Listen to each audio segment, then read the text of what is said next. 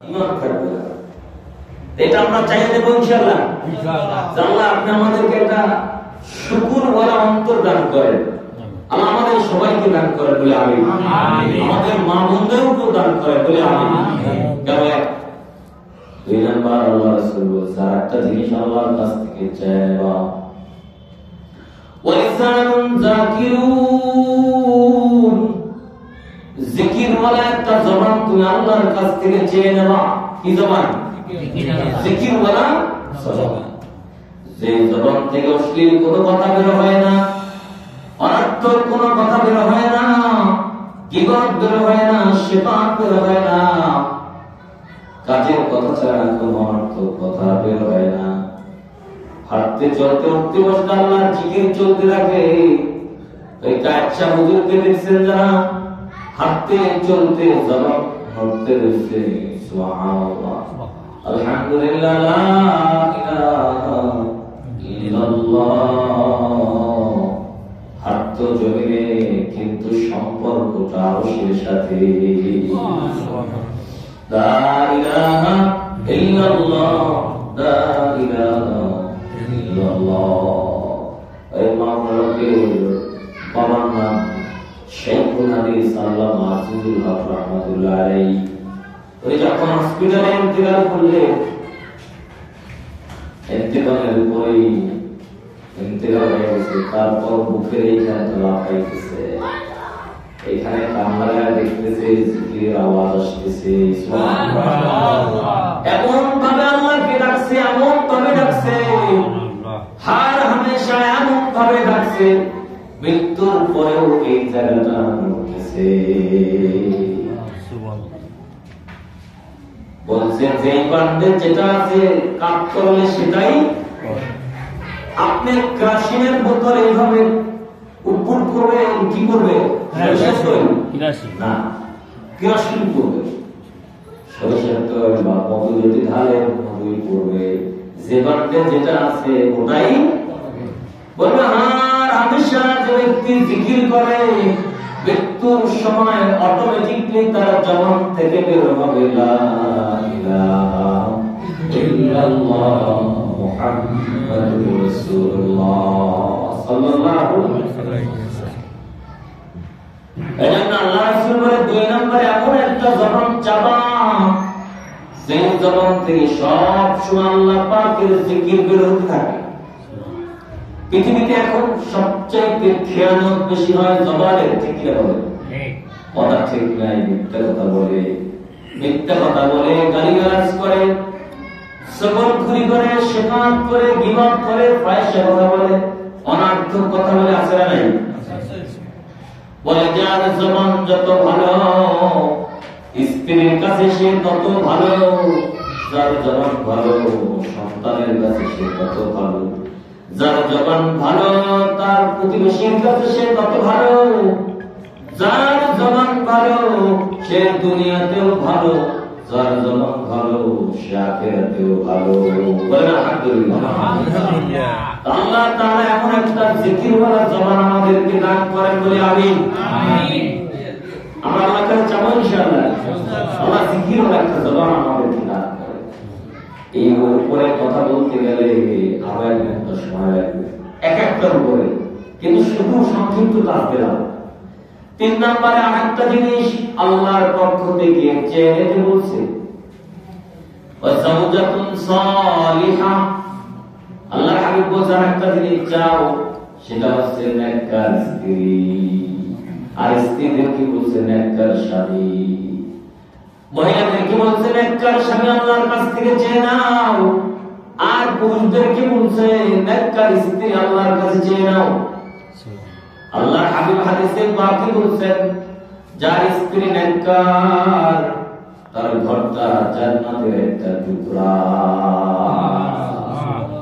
যার স্ত্রী বদকার বেদিন বেরাবাজি কর্কশবাসী তার ঘরটা জাহান্নামের টুকরা। ঠিক না বলেন? এজন্য কবি বলছেন, শান্তি থাকলে ঘনাঘর হয় বেহেশতের বাগান, স্বামী আর স্ত্রীর ভালোবাসা তারই প্রমাণ। দীর্ঘ যাবৎকাল ইমামতি করে অভিজ্ঞতা আছে না নাই? হাজার হাজার মানুষের সাথে সম্পর্ক আছে না নাই? ধনী গরিব সর্বশ্রেণীর সাথে আছে না নাই? দেখছিস নেককার স্ত্রী পাইছে, ভাঙ্গা ঘর কিন্তু শান্তির অভাব নাই। কিন্তু বক্তার স্ত্রী পাইছে, মডার্ন দিন নাই, সুন্নাত মানে না, ফরজ মানে না, পর্দা মানে না, বিশাল বিল্ডিং আছে, বাড়ি গাড়ি আছে, সবকিছু আছে, কিন্তু শান্তি নাই, শান্তি নাই। এজন্য আল্লাহর হাবিব বলছে, নেককার একজন স্ত্রী আল্লাহর কাছ থেকে চেয়ে নাও। সূরা ফুরকানের ভিতরে আল্লাহ রাব্বুল আলামিন শিখাইতেছে, তোমরা আমার কাছ থেকে নেককার স্ত্রী চেয়ে নাও। বলেন সুবহানাল্লাহ। কে চেয়ে নিতে বলছে? আল্লাহ। আমি শোনাইতেছি আপনাদেরকে। আল্লাহ রাব্বুল আলামিন বলেন, রব্বানা হাব লানা মিন আজওয়াজিনা ওয়া যুররিয়্যাতিনা কুররাতা আ'য়ুন ওয়াজ'আলনা লিল মুত্তাকিনা ইমামা।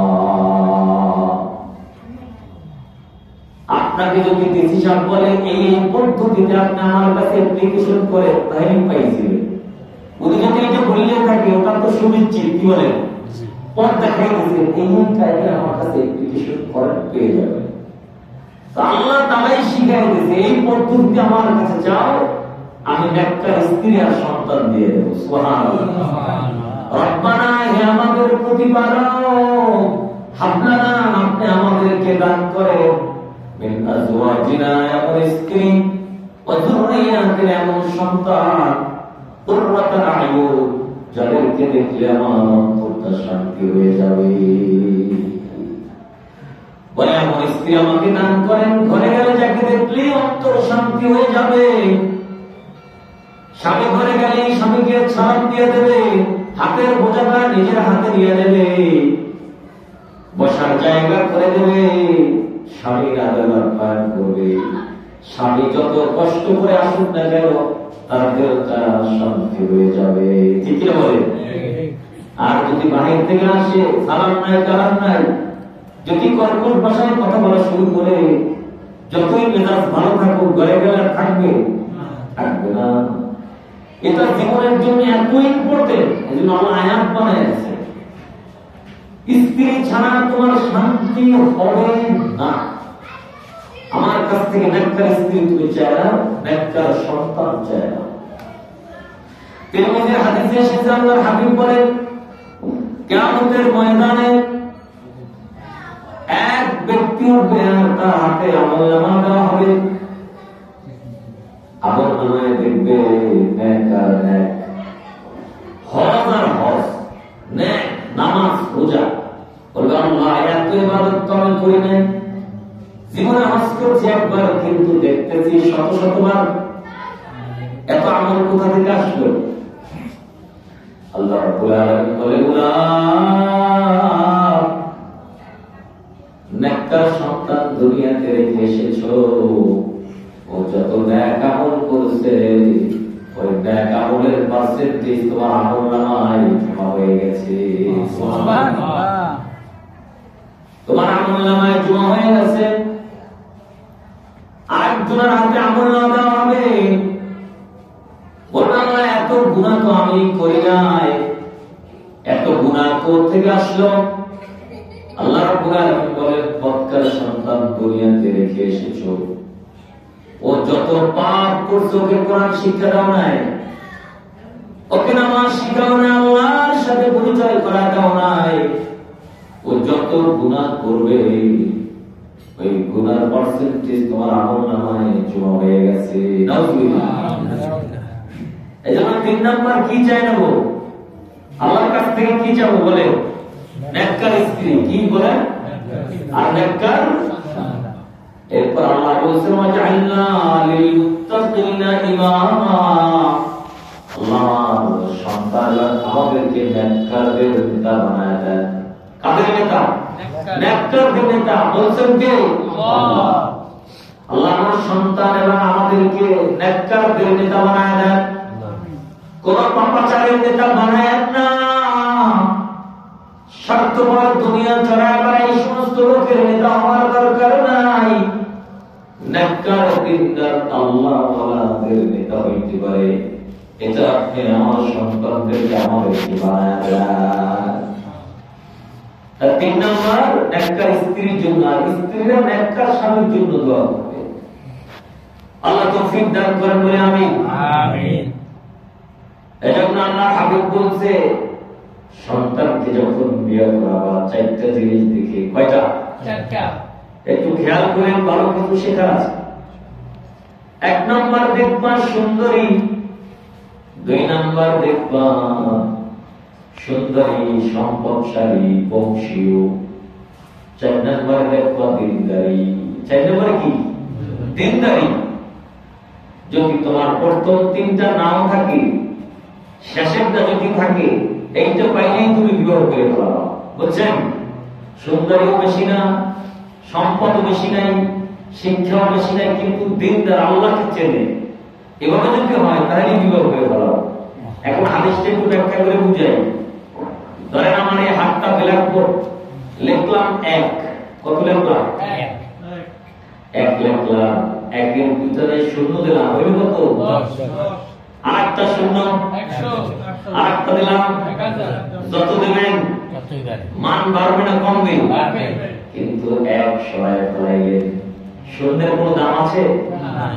বলে তুমি বিবাহ করছো, সব পাইছো, বাড়িওয়ালার মাইয়া, বিশ্ব সুন্দরী, উচ্চ শিক্ষায় শিক্ষিত, সব গুণাগুণ পাইছো, কিন্তু আল্লাহকে চেনে না, তার মধ্যে একই নাই, শূন্য দ্বারা কোনো লাভ হবে না। ওই শিক্ষা দ্বারা তুমি শান্তি পাবা না, ওই সম্পদ দ্বারা তুমি শান্তি পাবা না, ওই সুন্দরী দ্বারা তুমি শান্তি পাবা না। তোমার দিনদার লাগবে, এর সাথে যেটা মিলবে গুণ বাড়তে থাকবে, আরো বাড়তে থাকবে। এটা নাই তো জীবন, তোমার ওই গুণাগুণের কোনো দাম নাই। বলছে রাসূল আকরাম সাল্লাল্লাহু আলাইহি ওয়াসাল্লাম। আমি শুধু ক্যাম্পাসের মতো আপনাদেরকে শোনায় দিলাম, কথা হলো রাসূলের, আমি আপনাদেরকে শোনায় দিলাম।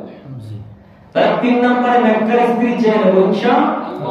1 নম্বরে বলছিলাম শুকরওয়ালা একটা অন্তর চাওয়া আল্লাহর কাছে, 2 নম্বরে বলছিলাম জিকিরওয়ালা একটা জবান চেয়ে নেব আল্লাহর কাছে, 3 নম্বরে বলছি নেককার স্ত্রী চেয়ে নেব কার কাছে? আমাদের এমন একটা দোয়া, এমন একটা মুনাজাত এইভাবে যেন না হয় যে স্ত্রীর জন্য দোয়া করি না, সব সময় স্ত্রীর জন্য দোয়া করবে, তার সুস্বাস্থ্যের জন্য, তার দিনদারির জন্য দোয়া করবে। স্ত্রীরা স্বামীর জন্য সব মুনাজাতে দোয়া করবে। আব্বা আম্মা তো আছি, ওটা তো থাকবেই। 4 নম্বর, যে 4 নম্বর একটা এমন শরীর, আল্লাহ রাসূল বলছেন ওই ব্যক্তি সৌভাগ্যশীল যাকে আল্লাহ তাআলা এমন একটা শরীর দান করছেন, যে শরীর খুব ধৈর্যশীল। কিসীল?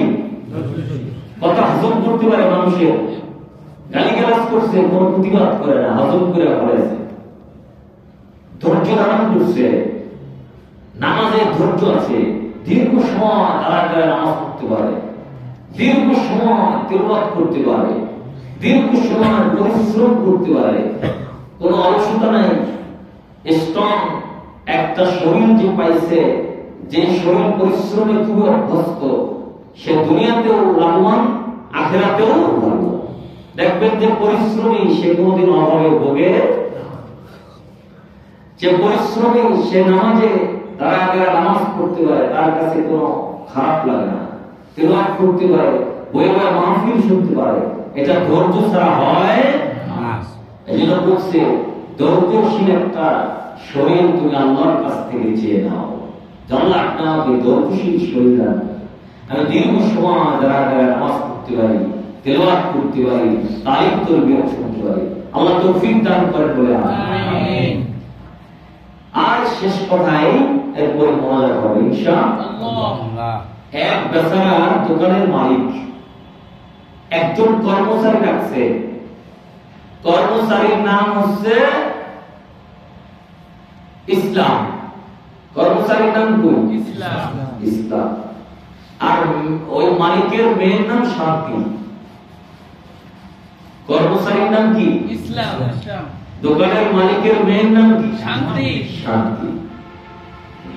ঘটনাক্রমে দুইজনের মধ্যে প্রেম হয়ে গেছে, কর্মচারীর লাগে মালিকের মেয়ের।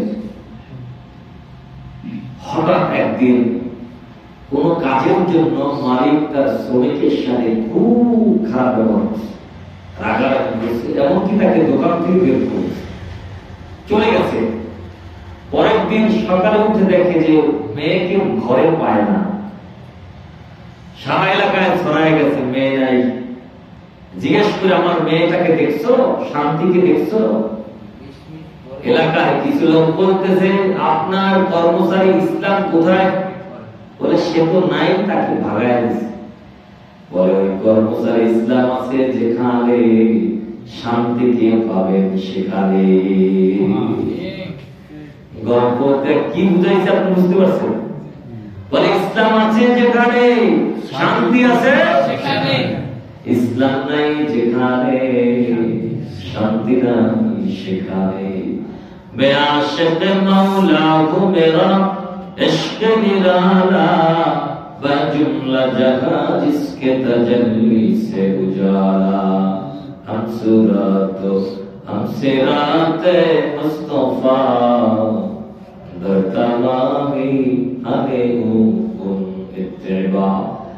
एक चश्मे जदन गाफिल अजा शाख नबाशी, एक चश्मे जदन गाफिल अजा शाख नबाशी।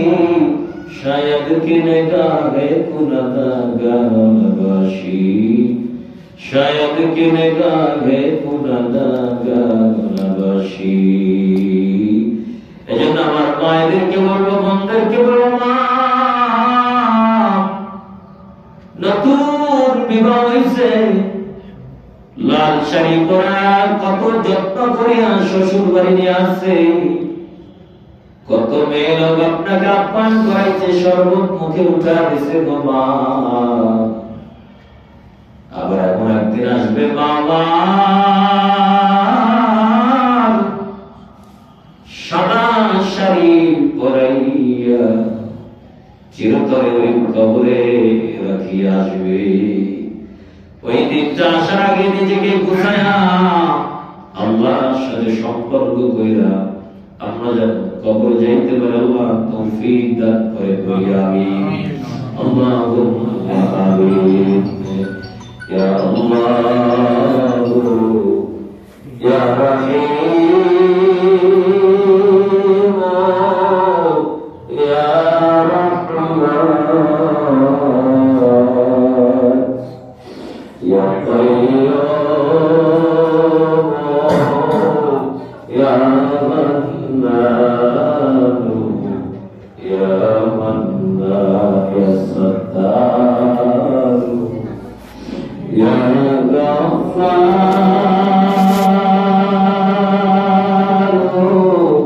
ইয়া গফফার ইয়া ওয়াদুদ ইয়া রাউফ ইয়া দাইয়ান জীবনে না করিলাম বন্দগি, গুনাহ করে কাটাইলাম জিন্দেগি। তওবা করে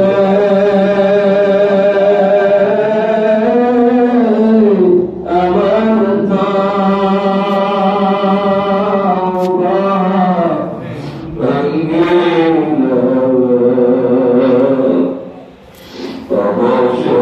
অবশেষে তওবায় নসুহা করি। গুনাহ করছি আর তো গুনাহ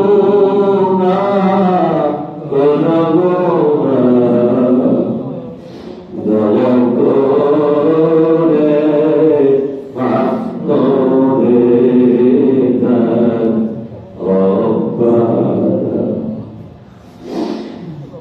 বান্দা যখন জাহান্নাম